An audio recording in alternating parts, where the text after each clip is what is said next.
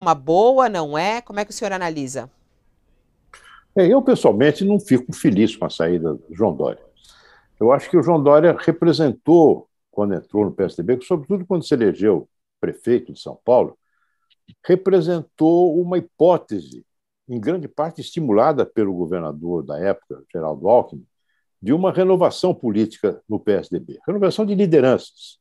Ele se elegeu, passou pela prévia da prefeitura, na sua candidatura a prefeito, com apoio firme do governador Alckmin, e passou por cima de quadros históricos do PSDB que não o apoiaram naquele momento.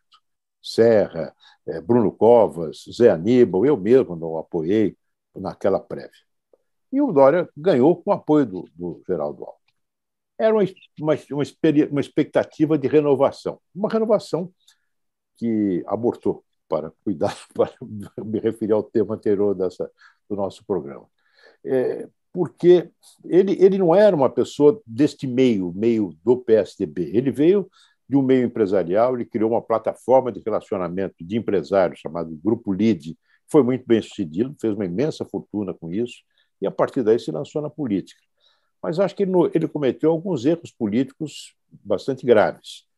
Ele, na minha opinião, logo depois de eleito prefeito, ele, com sofreguidão, que é uma característica do temperamento dele, se lançou candidato à presidência, atrapalhando os projetos políticos de quem o apoiara, o Geraldo Alckmin, tentou tomar conta do partido, com isso se isolou muito dentro do partido.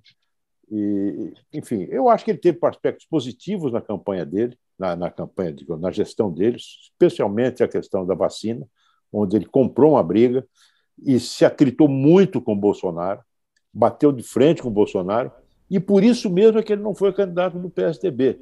Ele não foi candidato do PSDB porque o PSDB não queria ter um candidato à presidência de oposição ao Bolsonaro. O PSDB já estava sendo corroído pelo bolsonarismo há algum tempo. E, portanto, ele se afastou porque perdeu espaço, perdeu a capacidade de articular dentro do partido.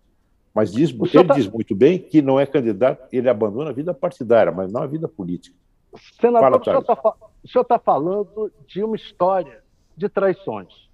Sim, É é ele verdade. traindo o Alckmin, o PSDB o traindo. Quem é o grande traidor dessa história? O PSDB traindo o Dória ou o Dória traindo o PSDB? Thales, eu não sou juiz dessa coisa, sabe, sinceramente. Eu acho que houve realmente, ele em relação ao Alckmin, ele não se comportou bem. Né?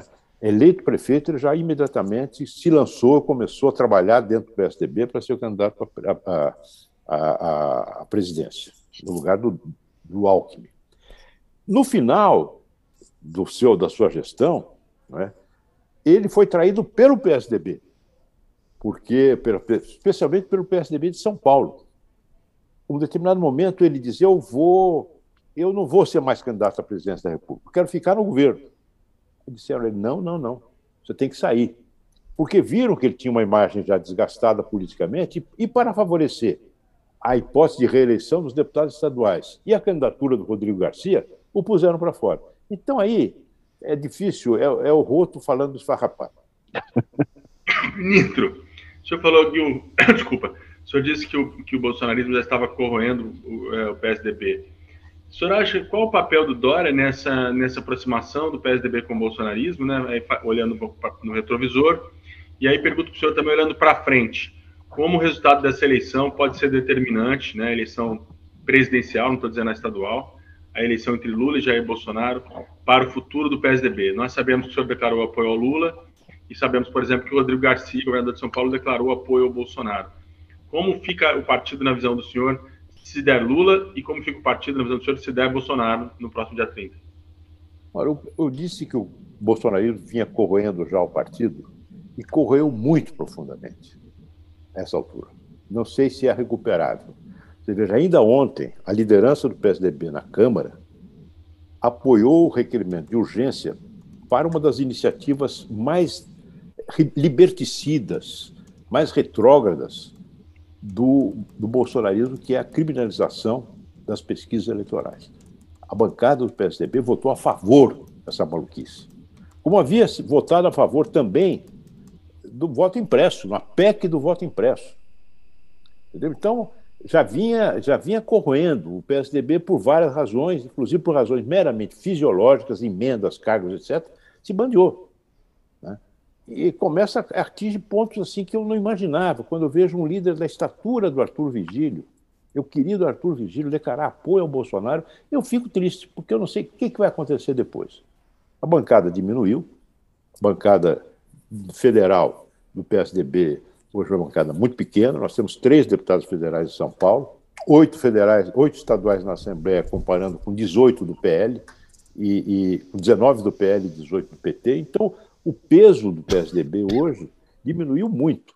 Agora, eu acho que existe ainda, entre os militantes, entre os membros do partido, os dirigentes de intermediários, um apego às ideias democráticas, ideias de progresso social, né, ou seja, um resíduo de uma ideologia social-democrática dentro dos quadros do PSDB. Mas isso, a liderança não reflete isso. A liderança reflete o apego, simplesmente a absorção pela ideologia da extrema-direita e muito estimulada pela boquinha, por ter verba, por ter cargos. E para onde vai a social-democracia? Veja, o Thales, eu acho que existe espaço no Brasil para a criação ou para a organização de um partido que pudesse encarnar aquilo que se tentou fazer, chamada terceira via. Você veja o resultado das eleições estaduais. Muitas eleições estaduais elegeram políticos, digamos, de uma direita moderada. Na França se diz a direita republicana, que é conservadores, liberais, mas não nesse nível extremo de intolerância, de raiva do bolsonarismo. Eu acho que existe um espaço para isso. Né? Não será o meu, porque eu estou mais à esquerda disso. Mas existe espaço para essa organização. Eu acho que a União Brasil, que é um sucedâneo do antigo PFL, pode ir para isso, ou a Cidadania, setores do MDB, o que sobrar do PSDB, que não for definitivamente engolfado pelo bolsonarismo, pode. Né? Pode. Acho que existe um espaço aí para a articulação de uma força dessa natureza. E quem é o grande líder dessa força? Porque é muito interessante a forma como a gente está conduzindo aqui, porque o que a gente escuta é muita insatisfação dos eleitores em ter que escolher entre Lula e Bolsonaro. A gente vê aí uma eleição que vota...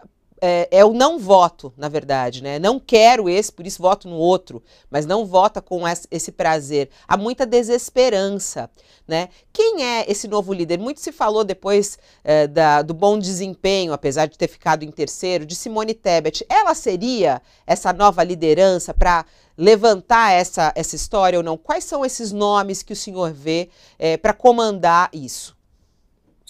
Por enquanto ainda não tem, né?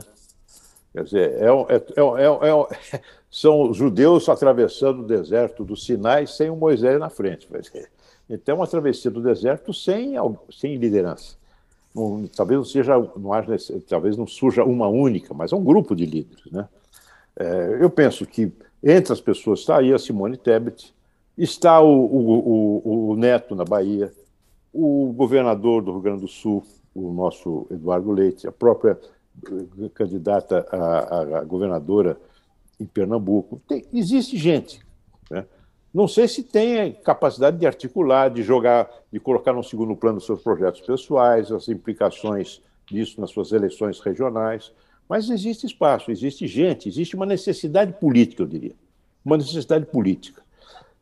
A eleição hoje, que as pessoas querem votar por apoiar um candidato e, ao mesmo tempo, rejeitar o outro, é algo absolutamente normal numa eleição de 2 turnos. Sendo que, aliás, o primeiro turno coincidiu com o segundo. Desde o início se sabia que os 2 finalistas seriam Lula e Bolsonaro. Então, muitos apoiaram o Lula por as suas qualidades e também para barrar o caminho do Bolsonaro. A tragédia que significaria, do ponto de vista das pessoas que, como eu, prezam a democracia, a reeleição de alguém que é a mais concreta e palpável ameaça às instituições democráticas do Brasil, que é o presidente Bolsonaro.